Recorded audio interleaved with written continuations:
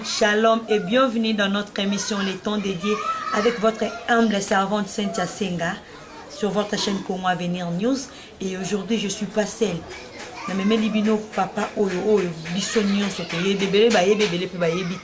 lui le père fondateur d'église des réveils na Congo Kinshasa.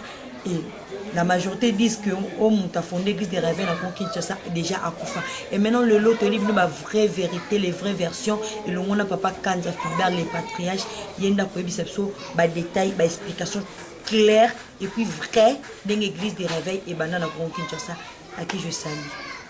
Bon. Bandela, bonjour. Bonjour papa. Ah, bonjour maman. Ah oui papa, et belé baye bio, moi de ma part na bien très bien et je m'aimerais que on se présenter na bat oyo baye bio.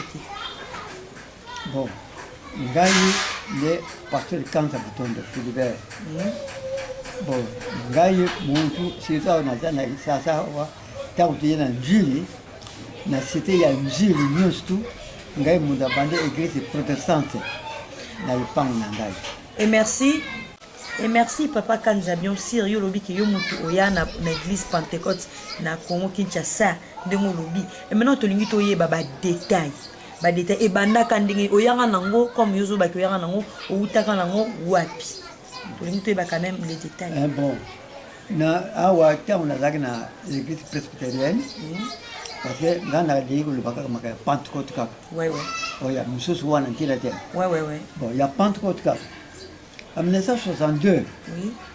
En 1962, na Congo Brazzaville. Na Congo Brazzaville parce que sinon le monde que j'ai qu'on a nakiri muka moko Kindamba. Kindamba, wana na Brazzaville. Na la Brazzaville. Na pasteur Ndundu. Alors kuna na monaki mouvement ya Pentecôte. Derrière passer na Pentecôte parce que tout ça que les missionnaires moko tout ça que bango na kimpese ba o ba boko na ngai ba sedwa tant ba yayi kuna na moni ndenge ba ta bondira ndenge ba ta voilà na 1962 62 ouais 1962 alors tant on a tuni bango ba lubi non ngana lubi o bi tout ça que na kimpese na bino tout ça que bondira te bon ndenge ni na bino bi tout ça ba pentecôtiste ba pentecôtiste ya wanga na kamadon kumbu ya Pentecôte na 62. Ah donc papa combo et Pentecôte yo zongo na oyokango na Brazzaville pour la première fois.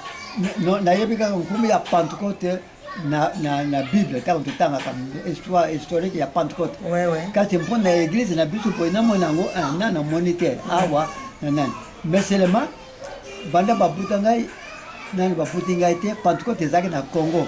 Ouais. Le cours na likolo na Katanga na etc tukuna mais na Kinshasa Pentecôte ezalaki te.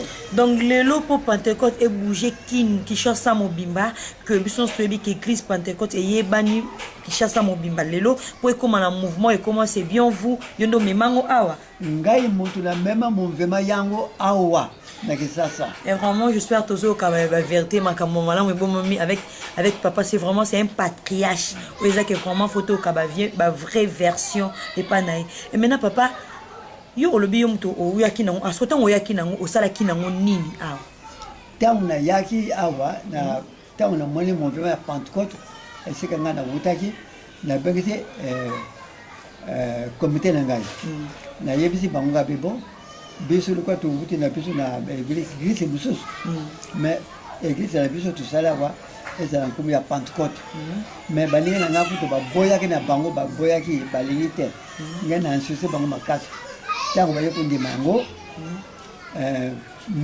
mwana muntu moko na biso comité alobi bango bayebi muntu moko aza na kitambo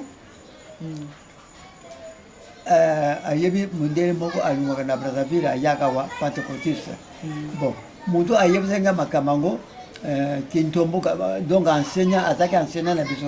Là c'était votre ami et maintenant quand même Bozoka comme le papa parle bien Ayoka qui Pentecôte na Brazzaville. Il est venu ici pour na église na ye pour na abeteli ba relater bango histoire ke bango pe azana posa pe bango pe ba ko mosande ba église na ne bande ko sala. Et maintenant ami na moi zaki na kitambo parce que je nazo répéter nazo ba parce que azo ba na voix basse. Et maintenant moninga na ye azaki na kitambo yenda isaki ke moi je connais un blanc o ba benga ke mundele ya Pentecôte. C'est la raison par laquelle que yende a benga. Maintenant comment le blanc en question c'était qui? Bon, mundele wana azaki comme Jacques Vernon. Hey! Jacques Vernon. Maintenant, il y a qui dans le alors le mais excusez papa, le Jacques Vernon que papa parle comment le numéro on tourne. Et vraiment les élo que zoka et comme singa je sais pas bino peso et comme bino. Le papa dit que ayoka ki Pentecôte pour la première fois dans Brazzaville. Et maintenant a la système en awa.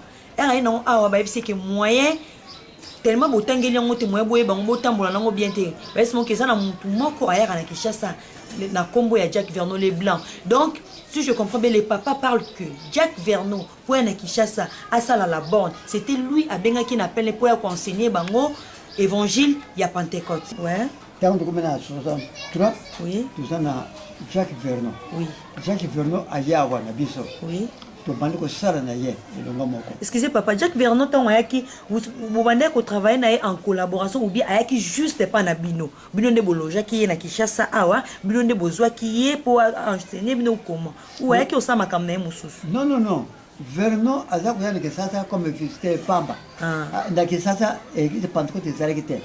Même ke tambo azak yana ke tambo na kamala ne wana na ke tambo église Pentecôte ezalekite. Ouais. Quand c'est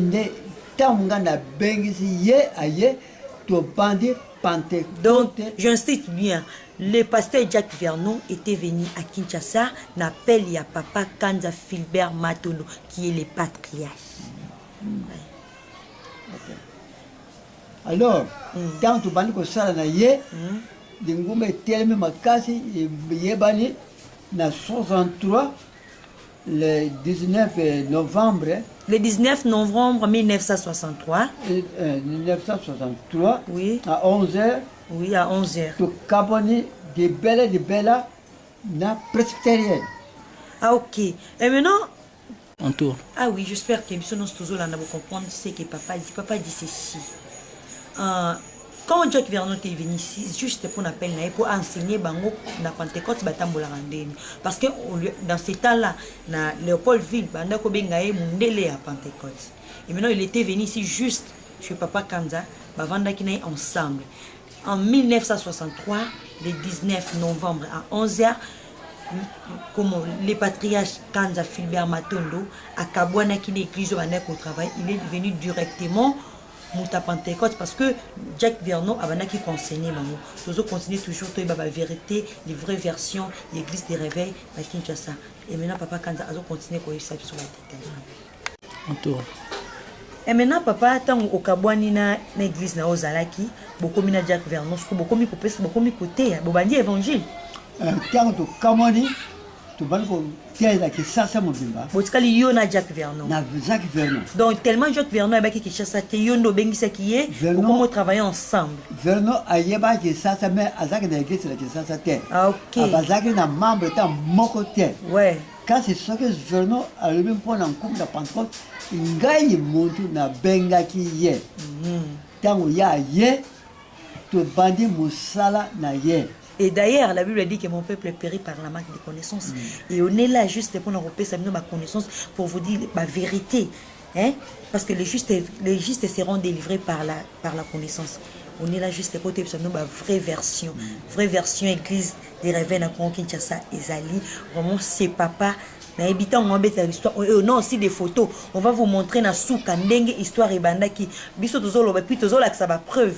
Et les gens là qui disent que bangonde ba une église de rêve ba la ça pas détail. C'est juste ça.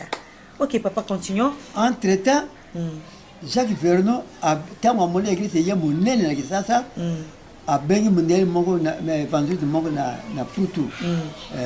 Jacques Zero. A wuta que na France.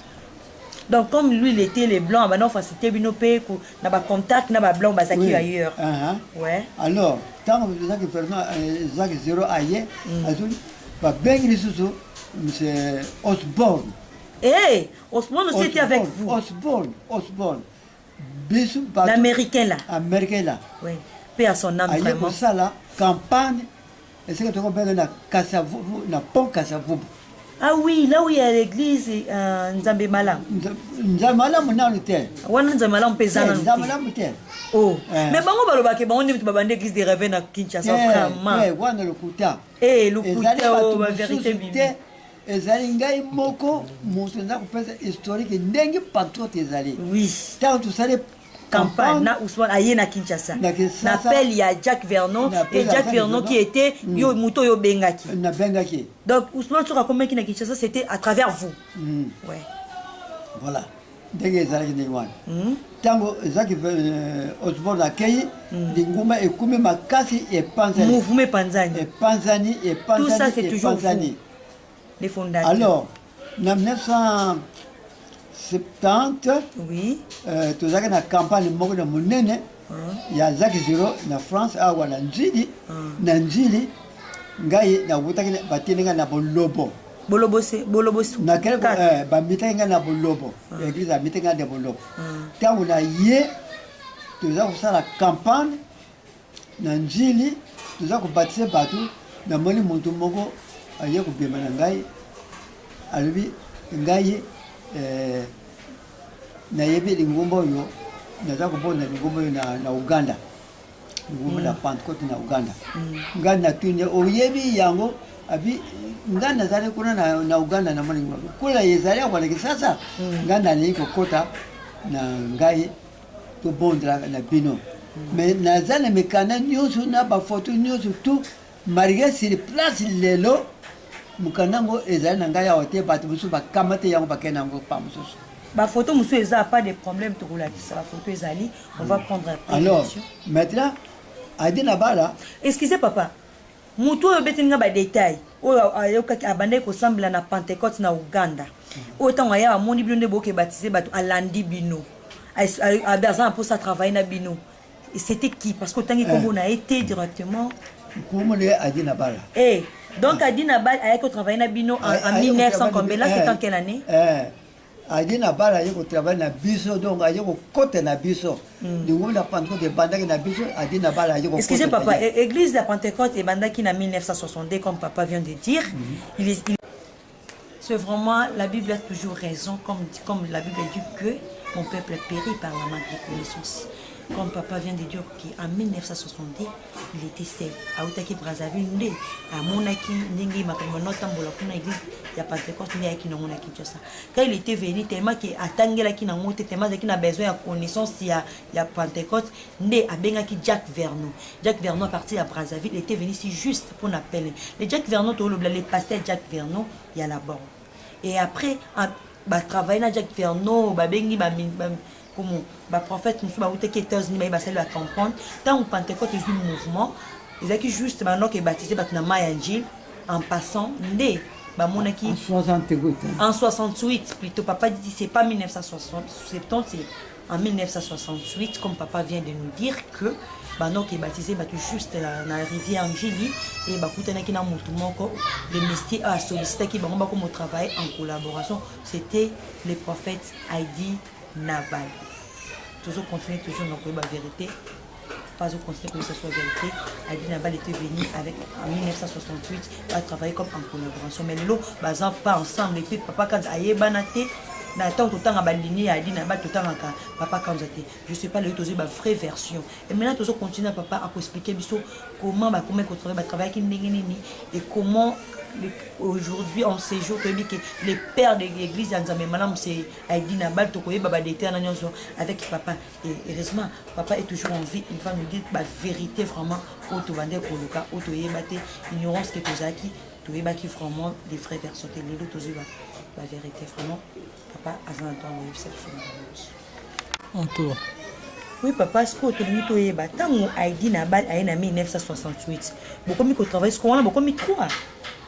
Tant que 1968, tant que tu as passé Batuna Mayanjili, il y a accumulé membre na biso na l'église. Donc il y a qui bino déjà bobanda na bino makambo. Non, il y a azana histoire moko te. Il y a à Pentecôte, il y a ailleurs au côté Pentecôte, il y a tellement. Ailleurs au côté. Vraiment. Ailleurs au côté. On a kuloba ngai montu nazwaki ye aye kokota donc soki mpo oyo boyaki na oye alingai mpa yebana na ye na biso te l'église pentecôte aye kokota vraiment voilà. et après tombo banzi otravaille ensemble avant nde tobandi na ndenge ya tobandi kosala na ye elongo moko bondi kosala elongo moko tolobi na ye bon kende kobondaka na Kigoma na paster Nkeleni ntango akobonda na paster Nkeleni topesi paroisse na Tswapa esika motu moko azalaki kuna azalaki na hotel na ye kuna na Tswapa donc ntango obeka Congo Bar mokolo ya bar kuna na Tswapa Congo Bar Congo Bar asisi mosala na ye tokamati place wana toti paster ye Adina Bal tuti ye pasteur kuna non botier pasteur Adina Bal numéro 1 comme vous bandez ko travailler en collaboration ndenge za ke bosala ba cellule ba église mususu nde botinda ki ye place botia ki na Tswapa wana na Congo Bar là c'était Congo Bar place église Ezali jusqu'à présent c'était Congo Bar c'est-à-dire bar ya Congo Bar ezaki bar ya Congo Bar et maintenant bino botiaki ye par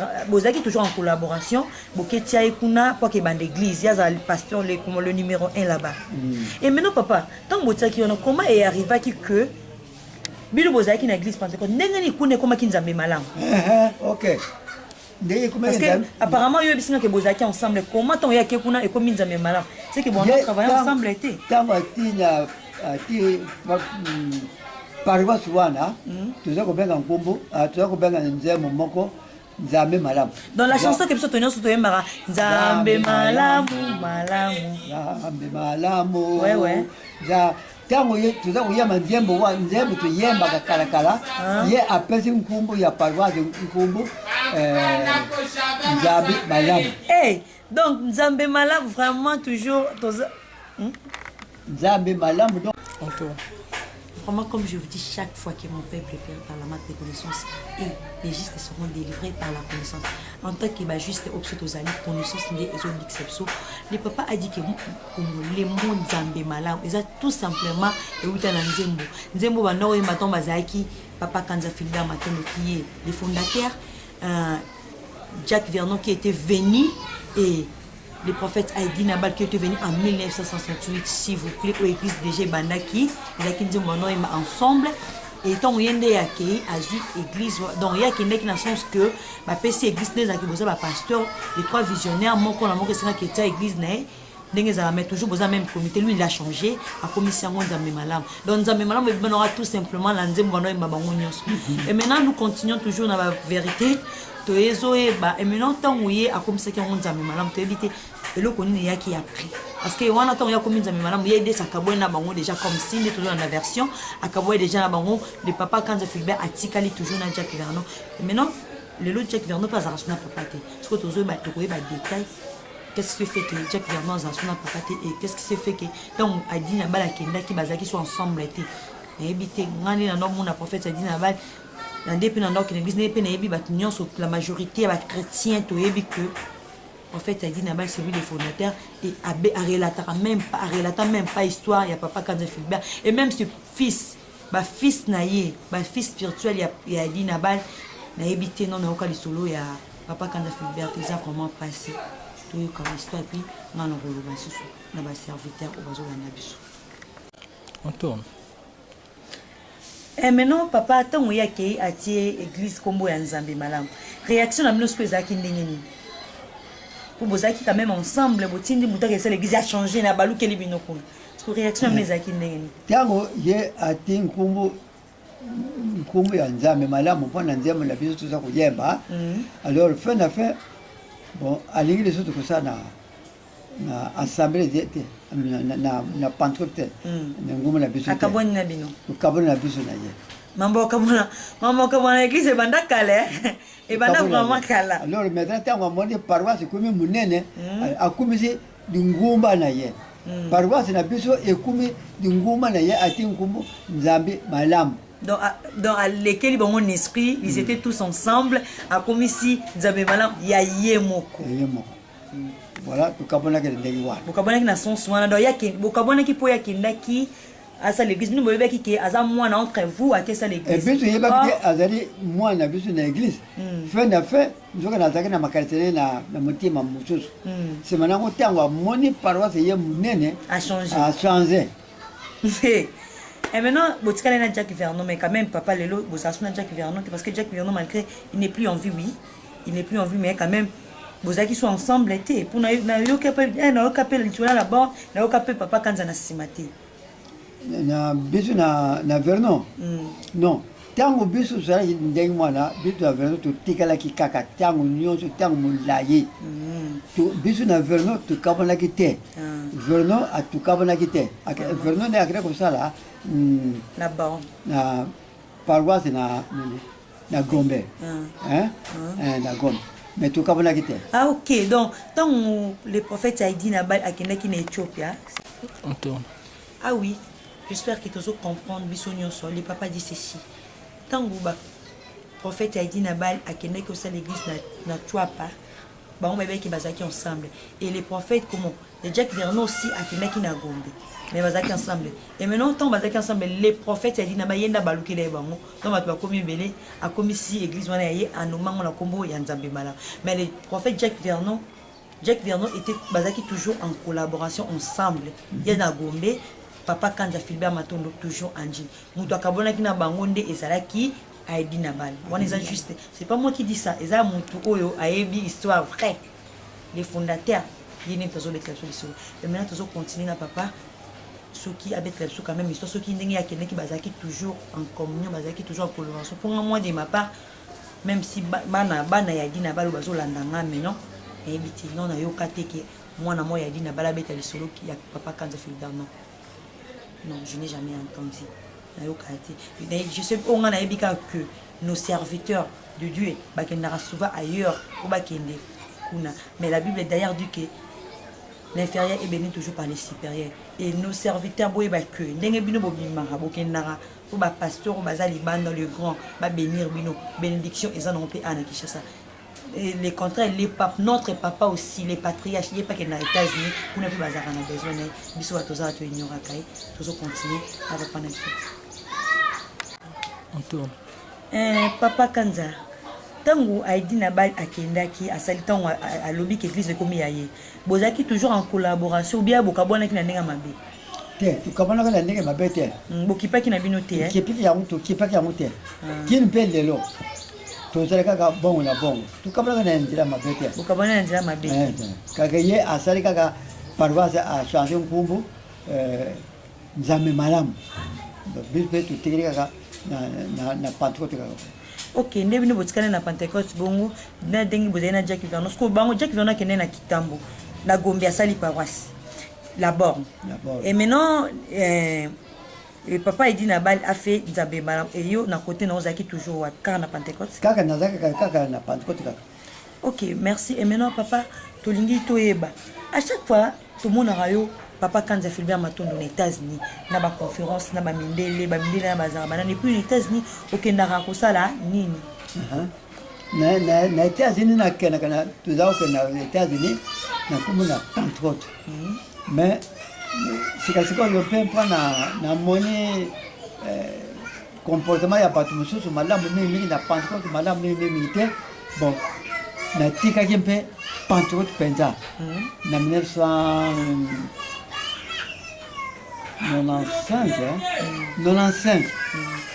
na libi bon tire na sala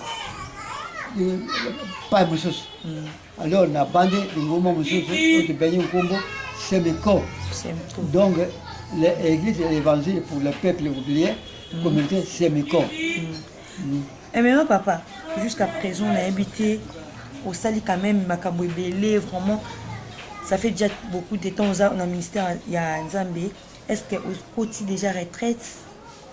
Oui, na côté na retraite. Pourquoi? Parce que na senga qui na États-Unis pas peut-être retraite parce que vraiment na kumi mokolo quand c'est qui nous le makamona no et silité.